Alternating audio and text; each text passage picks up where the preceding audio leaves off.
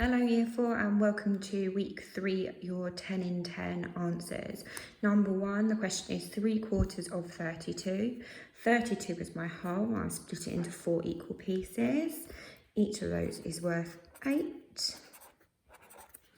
I want to find out what 3/4 are.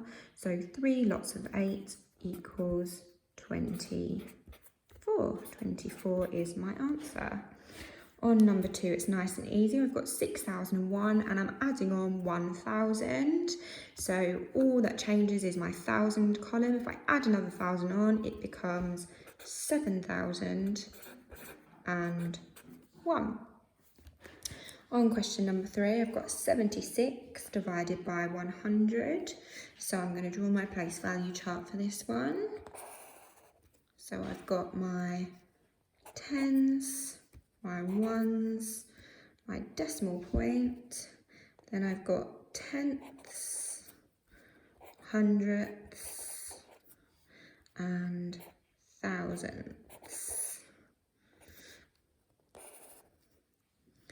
Okay, my decimal point always stays in the same place, so I start off with my 76 like this.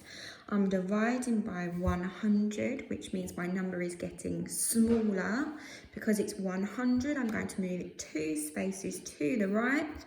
So starting off with my 6, jump over the decimal point, 1, 2 spaces. And then coming on to my 7 here, again 1, jump over the decimal point, makes it 2. I have to put the decimal point in, and because it's now a decimal, I need to put a placeholder in front. My answer is 0.76. Number 4, 214 multiplied by 3. I'm going to set this out in my column.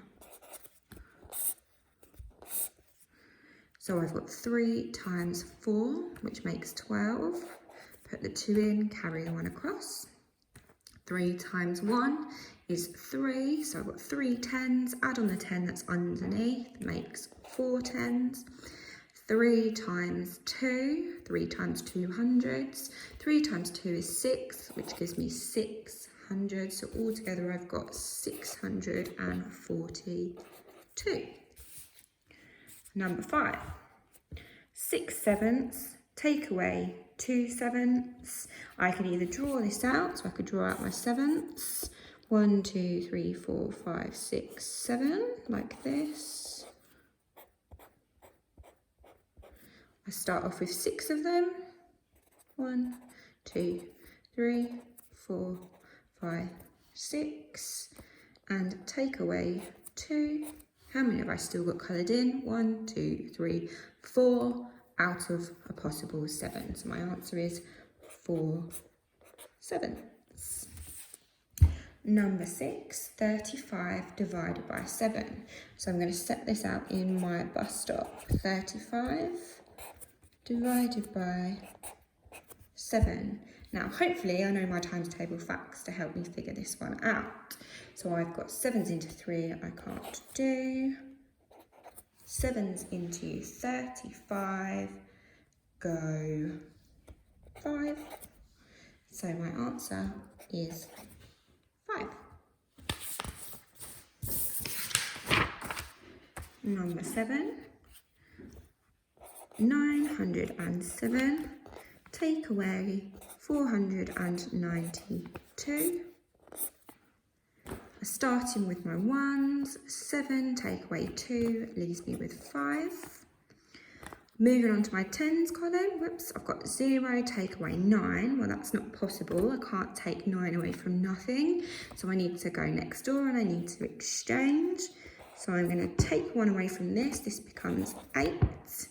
And then put my 1 in front of my 0 there. That now becomes 10. So I've got 10, take away 9, leaves me with 1.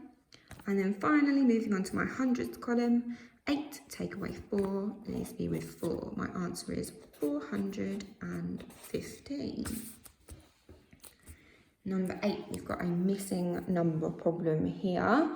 I've got something equals 7,316, add 1,345.